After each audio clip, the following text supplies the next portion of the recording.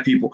Now, a lot of you have seen what's been going on in the cannabis space. There's a lot of businesses being created, a lot of opportunities that have emerged, a lot of action happening, and a lot of you have asked me about it. And so today we have an opportunity to talk about what's going on in that industry. Today, my good brother, Mr. Larry Smith, who is the CEO and founder of G5 Cultivation, is in the building. How you doing today, brother? Good, brother. How about you? Doing very well, very well. I'm so glad you're here. And everybody, as you come in, greet Mr. Smith, give him a hello, and also hit the thumbs up button. Everybody hit the thumbs up button if you haven't done it yet. That's very important. Okay, so let's just jump into the conversation, man. Let me just say this. I have been watching the cannabis industry in its evolution. I feel like it's going to be it's going to just be probably, I don't know, few $100 billion market. I don't know how many hundreds of billions or trillions of dollars will be made, but it seems like a massive industry, and that as it's being legalized slowly but surely around the world, people just, there are people that are either chasing the money and not getting it, or people that are just making money hand over fist. So tell me about G5 and what do you see kind of happening right now in the industry? Well, first of all, thank you again for having me. It's an honor to be on here. And G5 is a predominantly Black-owned cannabis company based out of Las Vegas, Nevada. We built our building from the ground up. If you look at our YouTube, I kind of showed you from the very beginning what we were doing and how we were doing it. And I wanted people to see from the very beginning of how we were going to do this process. Once we committed our minds to go ahead and start the process to get the license, we wanted to show people step by step, because I understood walking into those rooms in the county building and there's 300 people, and then you look up and there's 2 African Americans that are applying for the license. That kind of drains you a little bit. It slaps you into a real reality that, damn, we're going to get excluded from this. And part of that, to be honest with you, is really our faults, though, because we need to come together. And for me, I felt like a lot of them, that's what they did. They came together, they formed their corporations, their businesses, and they put their money together, and they went. I mean, I would go into those meetings, Dr. Boyce, and see people that owed me money, doctors or attorneys that I deal with, they would owe me money, and they would be in a group, and I'd be like, yo, you just got money from me. How are you getting in this group, right? And then they would tell me little things they did, and they put their money together, and that's something we didn't do. I went to people and went to my people like, yo, hey, I'm going to go start this cultivation. I'm going to get in the game, and I need some help. And if you want to put in, and man, the church door was closing left and right. It wasn't until I started building the building and people could see the pillars going up and the doors getting put on. Then people started to realize, oh no, he was serious. Like he really got in. And it's been good for us. We've had some ups and downs, but for the most part, it's any other business's growing pains. Financially, it's been a burden on me personally, just because we don't have federal banking. So everything I've done has pretty much come out of my own pocket. I have other businesses that I was able to take from, and then I included a couple of investors that I knew, people that I knew that wanted to get in, and that really helped maintain G5 and get it up and going. So it's pretty interesting road for me for the last 3 years. It's been pretty different than what I'm normally doing. So let me ask you this, man. And I'm speaking to Larry Smith, CEO and founder of G5 Cultivation. You can follow him right there on Instagram. The IG is right there if you guys want to reach out to this brother. That's really interesting. So if you were to describe the profitability of what you've been doing, margins, or just how you compare it to other businesses, what would you say? It sounds like to me, with the lack of the federal banking support, meaning that it's tough to go and just get a bank loan to do the things you want to do. You're kind of doing stuff in this weird world where, we had the old school dope dealers where everything had to be off the grid. And then you got, full legalization at the other end of the spectrum, but you're kind of operating in the middle almost. It's almost like, like I remember when I visited, was it in Vegas? Was I with you when I went to Vegas? Yeah, absolutely. Okay, I'm sorry, man. You got to forgive me, man. My memory is weird. but I remember noticing that how they would have there was that big safe like right there on the facility, like to protect the money. It's like some Pablo Escobar type shit. So how is that? Like, is cannabis of the industry itself, cultivation, is that a good way to make money? Yeah, absolutely, 100%. And there's a lot of ways to do it now. It's not just growing as far as the cannabis or the dispensaries. There's packaging. There's a lot of things that we could be getting into, especially in our culture, that we could be doing, and we do it well. Designing. Listen. What I've learned in this industry is like this. My growers make $100,000 or more, right? So it's at the point where they're getting to that point. So there's a lot of things that we need to be teaching our kids. In cannabis, it's not just putting a seed in the water and putting some water on it growing. There's a lot of components to growing the plant. So you have biology, and I say this because I know you're an educational guy, and we need to strive on the educational. I mean, when you walk to my building, there's AC units everywhere. So that means we have to know AC, we have to know plumbing, the biology, the microbiology. There's so much science into what we're feeding the plants that it's ridiculous. It's just not pouring water in the plant. I mean, in my facility, we have 6,000 plants that are going normally at any given time. So you have to be on top of that. And there's agriculture.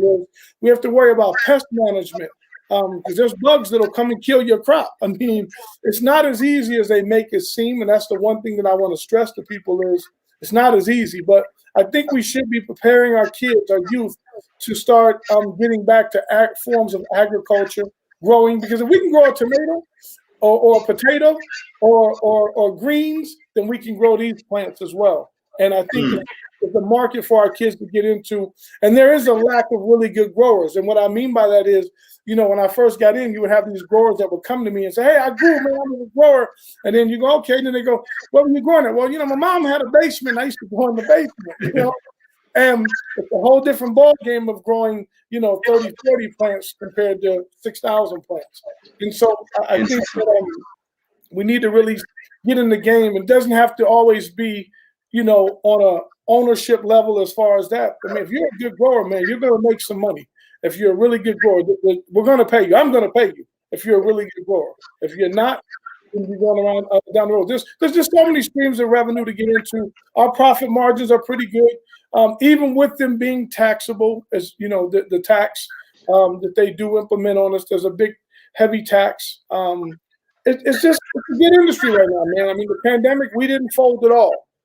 I had people that once we got the building up who I would say, "Hey, listen, I want to be able to take G5 and go to other places. I want to go to Atlanta and buy buildings and buy land so I can get these projects up and duplicate what I have here in Vegas." And they didn't get it. And then once the pandemic hit, and then you start seeing that cannabis, man, I think we increased 140%. I mean, it was nonstop for us. It didn't stop at all. So it's one of those things that almost lets you know that there's a recession-proof side to it, as well as Oh yeah. There's definitely gonna be a recession-proof side to it. It's I mean, in fact, I even wonder if the sales might go up during a recession. But that's what I'm saying. But the average ticket sale in the dispensary was $78, and that went from $78 to $192. During the pandemic? 100%. 100%. Wow. So wow.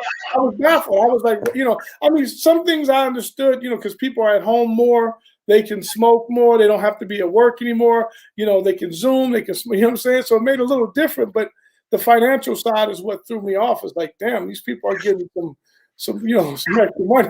I personally have been buying, smoke. I mean, but then again, I do understand that it is medicine to a lot of people, and that part I really understood. That from the hood, you think, man, it's weed and this and that, and then the more I've gotten into it, the more I realize that a lot of people really need this to get through their day, to eliminate certain things. It's totally changed my perspective on what cannabis really is. I don't call it weed anymore. I call it cannabis. So if you ever get pulled over, tell them you got cannabis, not weed. It's a different mindset that makes you, there's all those stereotypes, So cannabis is a healing medicine, and I do understand a little bit more about that. Wow. Well, everybody who just came in, I'm speaking with Mr. Larry Smith. He's the CEO and founder of G5 Cultivation. And that's G and the words 5 spelled out, right? G5 Yeah. Cultivation. Okay. And I put your Instagram up here. By the way, is there a website that people can go to find you? They can go to G5 Cultivation, and the 5 is spelled out as well, www.g5cultivation. And we have a website up. And if you're in Vegas, hopefully you can stop by a dispensary and check us out if you do partake in the medical side or medicine. It's recreational here, but to me, the recreational was just a way to tax people, right? Because in my opinion, there's no reason why it should be a 15% tax. And you have oxycodone, Oxycontin, Loratab, all these things are killing people, literally killing people on a daily basis, and they're taxed at 2%. And I just felt like that was a grab for the states to get the money. And they're definitely doing it. Yeah, man. Well, I'll tell you that when you look at what Oxy did to society, it's crazy. It's terrible. You know, so I don't even put weed in the same category unless you're talking about much healthier alternatives to some of that stuff that they're pushing on us. I mean, there's nothing good there's very little good I can think about when it comes to Oxy and all that, except when you really need it, But with cannabis, I personally became educated. I had to be re-educated, like I grew up in the whole say no to drugs kind of era, and because I said no to drugs, alcohol, all of that, I had put weed in the same category with things that can really destroy you. And I still don't smoke. It's funny. I still don't smoke, but my view of it has shifted to the point that I have I don't know if you call it cannabis or hemp cream or whatever, but we use all kinds of cannabis related products. Absolutely. Like I found it was great to put on my legs after I finished running, and little things like that, right? And so it almost seems like it's easing into the mainstream psyche, and I'm almost guessing that it seems to me like we're not far from legalization in the United States. I mean, how far away do you think we are from just federal legalization where this just all goes out in the open? Well, for some reason, I don't know what's going on behind the scenes, but there's clearly something going on because the Biden administration seemed like they were gung-ho to get everything going, and all of a sudden they've kind of hit the brakes recently. I just saw the thing where you posted Chuck Schumer, they're talking about getting it passed. And listen, they definitely need to pass it because we definitely need banking. We don't keep cash on us like that. I mean, but it is kind of frustrating for us to have to. It's ironic that when I go make an IRS payment, it's in cash, or if I'm paying the state, it's in cash, right? So it's kind of ironic that they can take the money and then go put it into an account, whereas I can't. Right? They shut down all of my accounts, all of my businesses. Luckily, I had some friends that were able to help me get back banking. But my stipulation is I can't deposit any cash. We still do everything normal. We have places to put it in the safe and companies that come and take it to where we're not robbed and we don't keep cash on the building. But it makes it hard. And I think that there's an issue, I think, they don't want to make it federal right away because then it opens the floodgates for all the big guys to truly, truly, truly come in and try to take over these markets. And one of the things a lot of people like me say is that I want to keep it state to state. I just want to take it off the Schedule 1, and then that way we can, if it's off the Schedule 1, I can get banking.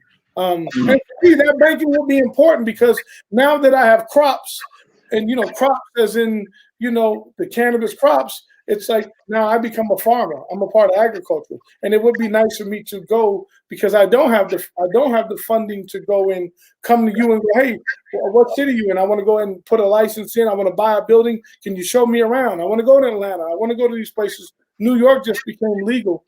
You want to have that capital to get in the game. If not, we're going to get left behind again, and it moves really fast. The cannabis moves really fast. Wow.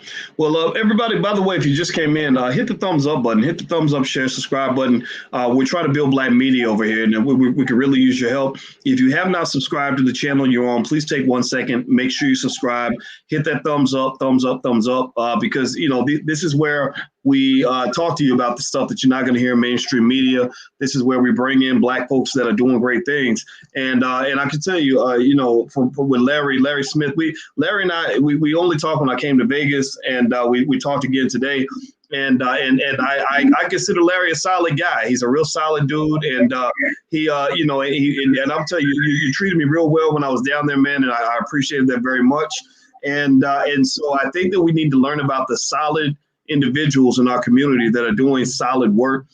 So this is what the platform is here for. So support that, please. We would love to have your backing. Now, with that said, let me ask you this, man. I'm gonna tell you where I made my money in cannabis, right? I actually talked to some folks about, making investments in cannabis, and I think I just got kind of, I don't know, when business is very hands-on, I'm more like, I don't want to do no work. I like that passive. To be passive means really passive. Like, I'm a passive for all the work. Maybe it's just lazy, but let me tell you a way that I made a lot of money in cannabis. I'll tell you what it is, and you can just kind of give me your thoughts on it. So you know what I did, right? I started buying stock in different companies that would benefit from the Biden presidency. In our Black Stock Market program, I was telling people about some of the cannabis stocks I was looking into, like Tilray. Tilray's in Canada. I'm sure you know about Tilray, and that stock made us a ton of money. Like I was selling the options every week just in case the stock plummeted. And even with that, all of that, I was able to really do well just by investing in that very passive way in the index funds and that whatever, because I felt that I knew, and we all knew, I don't think you have to be a rocket scientist to understand this, but I said, if Biden gets elected, these stocks are going to go up. If they even think he'll get elected, the stocks will go up. And here's another prediction. I'm going to make this publicly so everybody can hear it, so we can play this video when it happens. I don't think that they even expect Biden to last for his whole term, let alone 2 terms. Well, if Biden is not around in a couple of years, and I don't wish it on nobody. I'm not wishing this. I'm saying the man he's not 25 years old. He's almost 80. Well, guess who becomes president at that point? Kamala Harris, right? So they backdoor Kamala in there. Well, I remember noticing, and maybe you can speak on this from what you know, but if I recall, Biden was in favor of the decriminalization of weed, whereas Kamala seems to be in favor of legalization. That she actually, that's why she went on the Breakfast Club and strategically mentioned smoking weed, listening to Biggie and Pop back in the 80s. Y'all remember that? And I noticed. Right? So I'd like to get your thoughts on that. Tell me what's right and wrong, and what do you think about my thought process on all of that? Well, listen, anytime you can make some money on the passive side, and that's where I came from. I was more on that side. I was in my other businesses. I was buying homes in my community, and I was like I was telling you, I have a factoring company where I buy. So I'm literally writing checks, and in 8-9 months I'm collecting a check, right? So really good passive income. And now being at the Grow is really hands-on. And it took me a minute to get my mindset to go back to work, right? But now, I'm really cool with 50 Cent. 50 Cent helped me out a lot in putting up, he put up a lot of my stuff on his website, and we would have really good conversations. 50 is a really smart brother. I mean, no matter what they tell you about the bullying and whatnot, very smart, really behind the scenes helping a lot of people. And he definitely helped a brother like me. So he would talk to me about certain things, and he would talk to me about getting the right people to run your business. He's not the smartest guy in the room, but he's paying the smartest guy in the room to handle his business. And the cannabis has been that for me, to where now I sit back and I've found the right guys, the right team, and they handle business. So it's been great for me on that side. I do think that because she kind of, Vice President Harris kind of changed her tune a little bit recently, and she kind of went with the rhetoric of what Biden and those guys are talking. So that's why I say something's going on. I don't know what it is yet, but there's something going on to where she kind of changed her tune. I read that, she was kind of on board with what Biden was doing. So I don't know what they're doing. I just wish they give us banking. It would eliminate a lot of problems for me. It created a lot of problems for me on a financial level, on my other businesses, as well as my personal. Like, I can't on fly now. If I check a bag in, the TSA is checking my bag. So there's got to be kind of list that we're on. And those things don't bother me because I don't carry stuff on a plane. But it's more or less, it's created a problem. And I wish the feds go ahead and take it off of the Schedule 1, decriminalize it. And I think you're going to start seeing a lot of more different kind of drugs. Mushrooms are going to start to become decriminalized. They're making a big push to decriminalize a lot of this stuff. And I think it should be decriminalized. I think people that have records should be expunged. It's a plant, for God's sake, at the end of the day. And it's a horrible law that they've obviously done to incarcerate, especially people of color, black and brown. We all know these. You've heard the stats. You've seen the stats of what they do. And it's time for them to stop. And, let us give us an opportunity to, stop making these licenses so hard to get when it comes to people of color, because they're still eliminating us. In Vegas, you had to have a minimum of $250,000 liquid for each license in order to get in the game. Well, I had that, but when you look at the brothers next to me, some of them might have been liquid. They couldn't show it all, right? Right. But black people have the money, and then like I said earlier, a lot of it's our fault too, because there was a lot of people that I went to that looked like me, and one, I think they were afraid. We don't trust each other a lot of times in our community. We're giving, it's a lot of money that you're giving me to put up. And then what I did learn too is that a lot of times when it comes to investing in our people, sometimes they don't realize they want everything fast, instant. So that's why I like the Instagrams, the fast food, everything is sped up for them. So when I would go to someone and go, hey, you're giving me 100,000 and it's going to be, you're going to get, 3 percentage points. And it might be a year and a half before we see any income. They look at me and go crazy and go, hey, this is weed, man. I could flip that in 2 days. And it's like, yeah, but I got a $25,000 power bill. It's not like I'm going to the hills in California and I'm picking it up, putting it in my trunk, putting in some baggies and selling it. I mean, I got overhead.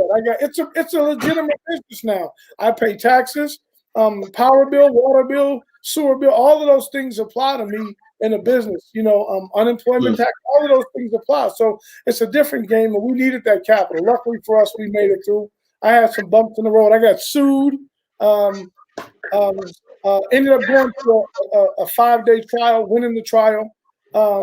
And now the person was trying to get $1 billion from me, didn't do any work, ended up, the judge just granted us, they owe us $250,000. So it's one of those. Nice. Good for you.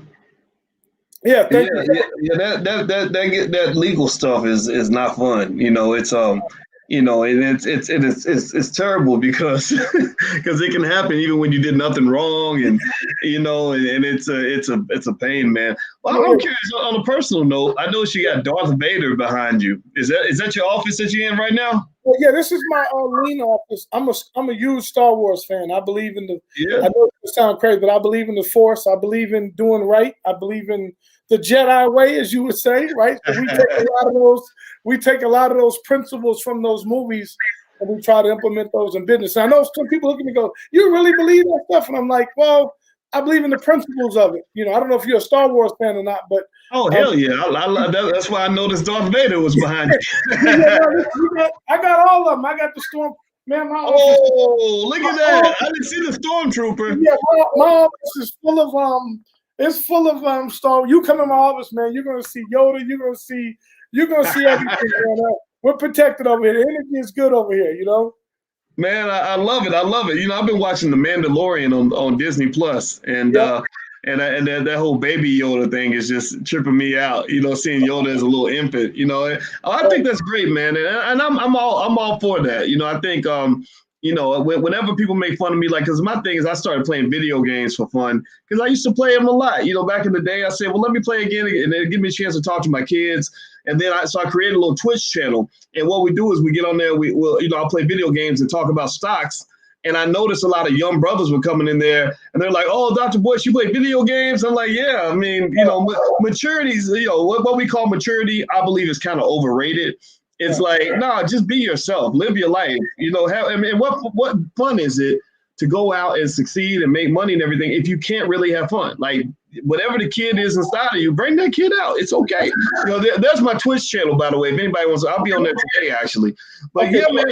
So let me ask you this. So as we head out, what's on the horizon for G5? Like, I really feel like, despite the fact that you're going through so many challenges with this, I mean, you're handling it quite well, it sounds. I mean, you got a lot of support from 50 Cent and many others that I'm sure you can name if you want to name. I know Kanye's aware of your work. A lot of people have seen the great work that you're doing. And you're doing it. You know what I mean? Like, it sounds like you're surviving it. You're making it work.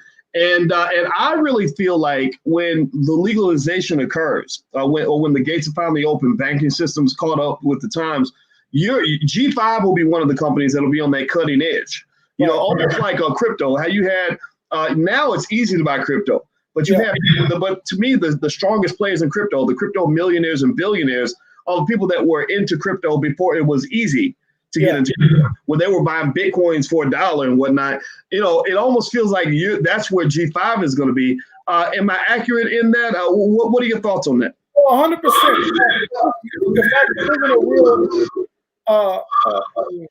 If I could live in a really good world, I would love to form a council of people that look like you and I, and to run them through to get them to understand that the licenses are worth something. And what's going to happen, in my opinion, is that it's all about distribution points. So if I can get a cultivation in Vegas, and I have one in Arizona, and I have one in California, Atlanta, Memphis, Texas, wherever we're going with it, and we can just go get the licenses. And it's not that much to get when I say it's not that much, I mean, you have to show you have the money, but to actually do the paperwork and to do these things, like my actual license probably really only cost me about $40,000. But what happens is, once you get the license, there's the value, right? You have a license. So in my mind, I'm thinking, man, if we could just go by from state to state and collect the licenses, and then if we really have the capital to go through and purchase the land to own the buildings, can you imagine what everyone thinks that the pharmaceutical companies are coming to us to buy us out? But it hasn't been that so far. The people that are reaching out to me to buy G5 cultivation has been the alcohol industry. And it's crazy because alcohol sales have dipped, right? And so to me, the way I look at it is, one of the guys that came to me was from Anheuser-Busch, and he told me, he goes, listen, we've dipped a little bit, but we figure if we pick guys like you up, and if they're smoking cannabis or they're drinking, it doesn't matter to us anymore. We own them both. The profit margin is good for us both. And so what I would love to see is us as Black people. Right now, I have one of my strains is Cameron Pink Mink from Dipset, and I have Big Baby Bud, which is he's a comedian out of North Carolina. And I always preach to them, like, man, if we could ever get everybody to put their funds together and work as a team and get these licenses, and it doesn't have to be a G5, it could be something else. I see Jay-Z's in the game now. I wish I was a part of his conversation, just to let him know, like, listen, you have the funds, to do it ourselves, and we build it. It'll take us a little bit longer, like it always does, but in the end, that sale point is going to be phenomenal. And more important for me, I look at it like this. I have 2 kids. I have 2 children. My son's a firefighter, just became a firefighter, and my daughter just graduated. Nice. She graduated high school. She has a degree, 2-year degree fresh out of high school. So this is a legacy thing for me. This is what you and the other guy was talking about, leaving your kids something in generational wealth and handing it down and going. I think there's an opportunity for us to really expand. And I'm getting there. I'm slowly but surely getting licenses in other places. It's taking me a lot longer because we don't have the banking. And once again, our people don't trust as well. They think that we finna be out here on the yacht and the boat. And I was making money before all of this, so I got a couple coins. I was buying gold coins, and that's how I started with buying gold coins. I've been betting sports since I was 16. I was buying gold coins, man, when they were 200, 300 an ounce, and I was around a bunch of guys attorneys that were hip, and I've been betting sports since I was 16. I probably make a couple $100,000 a year just betting sports. That's my stock market compared to yours. I right? love it, man. Well, Yeah. I love it. Everybody, if you could, please hit the thumbs up button, hit the share button, hit the subscribe button. If you haven't done it yet, please do that right now. Also, I want you to know that the conversation that we just had is with Larry Smith. Larry is the CEO and founder of G5 Cultivation. You can follow him on Instagram right there. Also, you can go to g5cultivation.com in order to check that out. And also, just so everybody knows before we bounce on out, this weekend, you guys know the Black Business School is sponsoring the Black Love Weekend. This is all about men and women getting along with each other. Black folks, we don't understand. Let me explain to you. Part of the reason that Larry is here is because Larry is, he probably knows this about himself, but I'll say it out loud. He's a great relationship builder. He's built great relationships with people that are supportive of his journey and have gained respect for him. And it's because he carries himself as a solid guy. And so the Black Love Weekend, that's what it's about. It's about relationships, not just who you marry and all that, but also how you manage your friendships, how you manage your business partnerships, all of that. And in fact, Larry, I'd like for you to kind of, I'm sure you're a Jedi, so I'm sure you got a philosophy on everything. So what is your philosophy in terms of how you deal with people? Because the people that I know that know you, they all say great things about you, and that's a contrast, right? Because you and I both know people that that maybe don't have that same reputation. How important is relationships and your ability to do business? You broke bread with 50 Cent and a lot of other people that have a lot of respect for you. Talk about relationships, so in terms of making money, so that our audience can kind of walk away with something that's going to benefit them. What are your thoughts on that? The relationship is everything. It's everything. And you have to understand, there are certain things that I've learned from me. I've growing up without a father. My grandmother raised me, one of those stories, right? But when my grandmother raised me, I mean, she really instilled a lot of things in me, and it's all about the relationships. On my other side of business, I've been dealing with my attorneys and doctors for over 22 years, and I have 4 guys that I constantly deal with. And I could have made more money dealing with other people, but there's that old term that not all money is good money. And then so have I left money on the table? Absolutely. But I also kept my peace. And I think that as a people that sometimes, as a Jedi, as we say in the Jedi world, you have to really feel, the young kids will say it's a vibe, right? So as older guys, we have to learn to listen to that vibe and understand who you're vibing with and just be yourself. That's one of the things that he told me was be myself. I don't go in the boardroom and change up. I mean, I know how to talk. I can talk when I'm in a room a little differently, but I'm saying I'm going to be the same person. I'm going to tell you what it is. I'm not going to compromise. I'm not going to do things. I'm 48 years old. I've lived my life enough to understand what I'm willing to do. I'm not going to take any penitentiary chances, especially at this age. Maybe when I was a little younger, I probably would have took some of those risks, but the relationship is everything, man. And I've always tried to be a stand-up guy and to be honorable in everything that I do. Not everything that I do is going to work out for me. If me and you have a relationship, sometimes it might benefit you a lot more than me. If me and you are busting down a pot, you might get 80%. I might only get 10 or 20%. But at the end of the day, there might be a flip where you send me a deal that I might get 80% and you may get 20%. At the end of the day, and I've had so many deals happen to me that way that it's always been good. My nephew came to me the other day, and he's kind of struggling. He's 26 years old. He's going through that point where he's trying to make the transition. He goes, "It seems like everything goes good for you." And I'm like, "Boy, if you only really knew."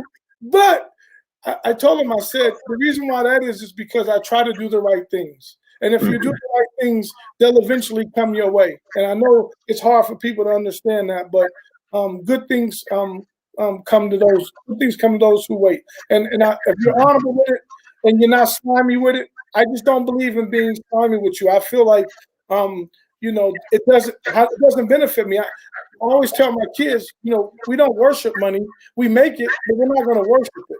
There's a difference. Because there's enough money out there to be made, right? There's tons of money.